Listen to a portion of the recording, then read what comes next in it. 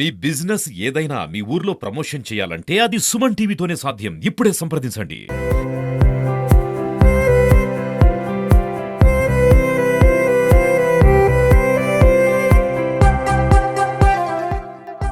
అందరికీ నమస్కారం. Welcome to Suman TV.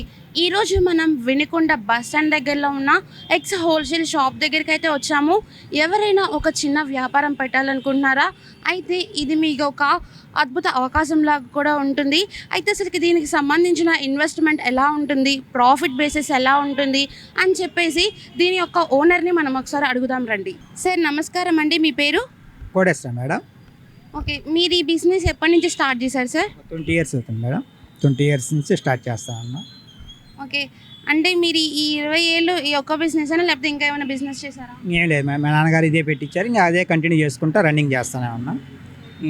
ఈ బిజినెస్ పెట్టడానికి ఎంత ఖర్చు అవుతుంది సార్? మనకి ఇప్పుడు వచ్చేసి అయితే 30,000 అవుతుంది మేడం. ఫస్ట్లో 10,000తో స్టార్ట్ చేశాను.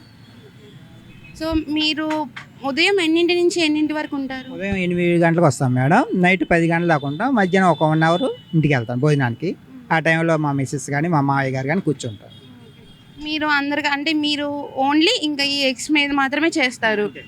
ఓకే, సో మీకు పర్ డేకి సేల్ ఎలా ఉంటుంది సార్? మాకు డైలీ వచ్చేసి 3,000 గుడ్ల నుంచి 4,000 గుడ్ల దాకా వెళ్ళిపోతాయి మేడం. గుడ్డుకు వచ్చేసి 30 పైసల దాకా 40 పైసలు మనకి లాభం వస్తుంది. ఒక గుడ్డు వచ్చేసి 6 రూపాయలు అమ్ముతాము హోల్సేల్గా. మనకి దాంట్లో ఒక 30-40 పైసలు మనకి లాభం ఉంటుంది. సో అంటే ఇప్పుడు ఎవరైనా కొత్తగా వ్యాపారం స్టార్ట్ చేయాలనుకోండి, అది వాళ్ళకి అంటే లాభాన్ని ప్రాఫిట్ వచ్చేలాగానే ఉంటుందా? ఉంటుంది మేడం, అంటే జాగ్రత్త చేసుకోవాలి ఇవి. ఎందుకంటే వేస్ట్ గుడ్లు ఉంటాయి, పగిలిపోయి ఉంటాయి, ఈ పొట్టు అని పెట్టెలని ఇవన్నీ చాలా ఖర్చు ఉంటుంది. దానికి సేల్స్ పెంచుకోకుండా ఉంది, మనకి లాభం ఎక్కువ వస్తుంది అన్నమాట. తక్కువ 10 అట్లు 20 అట్లు 600 గుడ్లు 300 గుడ్లు అమ్మితే అంతకేం లాభం రాదు, నార్మల్గా ఉంటుంది అన్నమాట. మినిమం 3,000 గుడ్లు పైన అమ్మాలి, అప్పుడు మనకి ప్రాఫిట్ కానొస్తుంటుంది.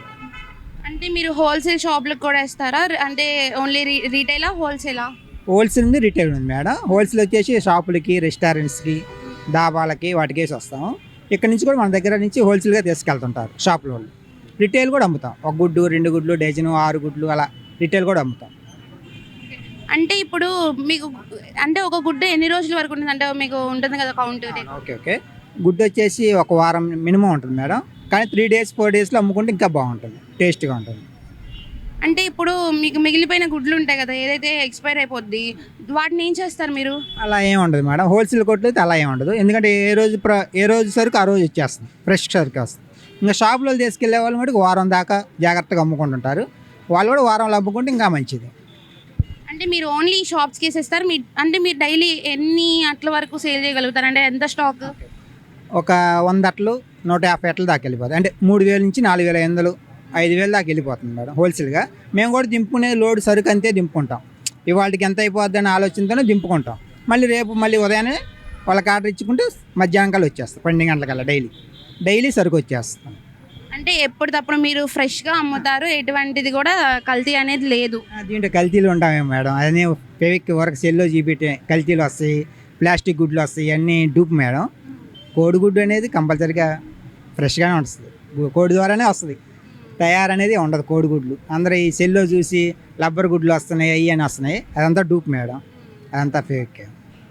సో ఇప్పుడు బిజినెస్ పెట్టుకోవడం వల్ల ఎలాంటి లాభాలు ఉంటాయి? మినిమం ఒక అదే మేడం 3,000 నుంచి 5,000 గుడ్లు అమ్ముకునే వాళ్ళకి 1,000 రూపాయలు 1,200 దాకా వస్తుంది మేడం. ఒక ఫ్యామిలీ హ్యాపీగా నడుస్తుంటుంది, ఇబ్బంది లేకుండా. ఓకే సార్, అంటే ఇప్పుడు మీరు ఏమైనా ఒకవేళ మిగిలినవి అనుకోండి, దాన్ని బేకరీస్కి వేస్తారు, అలా ఏమైనా చేస్తారా? అంటే మామూలుగా ఇంకా వాళ్ళకి డైలీ 10 అట్లు 5 అట్లు వెళ్ళిపోతాయి, మన ఫ్రెష్ గుడ్లు వెళ్ళిపోతాయి, వాళ్ళకి ఇబ్బంది లేదు. ఒక పగిలిపోయిన మటుకు పడేస్తాం, ఇంకా ఇవి పనికిరావు, పాయిజన్ అయిపోతాయి. పగిలిపోయినాయి కానీ అదేలేండి, పగిలిపోయినాయి వచ్చేది ఎక్కువ, అంటే లాంగ్లోంచి వస్తాయి కదా మేడం, అది డ్యామేజ్ కింద వస్తుంటాయి. అవన్నీ తీసేసి బండి మళ్ళీ రిటర్న్ ఇస్తుంటాం. కొన్ని ఇంకా మనకు కొన్ని బరాయించుకోవాలి, వాళ్ళు వెళ్ళిపోయిన దగ్గర మనం బరాయించుకోవాలి, అలాంటివన్నీ పడేస్తాం.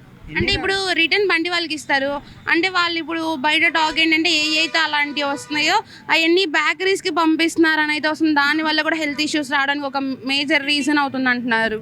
అలాంటివి వస్తాం అసలు పోవాలి, ఎందుకంటే వాళ్ళు మనకి క్యాష్ ఇచ్చేవాళ్ళు, వాళ్ళు ఎందుకు ఒప్పుకుంటారు మేడం? ఓనర్స్ మంచిగా తీసుకుంటారు, బేకరీ వస్తాయినా రెస్టారెంట్లు అయినా నూడిల్స్ అయినా వాళ్ళు చూసి తీసుకుంటారు. కాబట్టి చిన్న గుడ్డు పెద్ద గుడ్డు అనేది పట్టించుకోరు, కానీ డ్యామేజ్ ఇస్తే మటు వాళ్ళు ఒప్పుకోరు అసలు అది వాళ్ళు ఓనర్స్ ఒప్పుకోరు.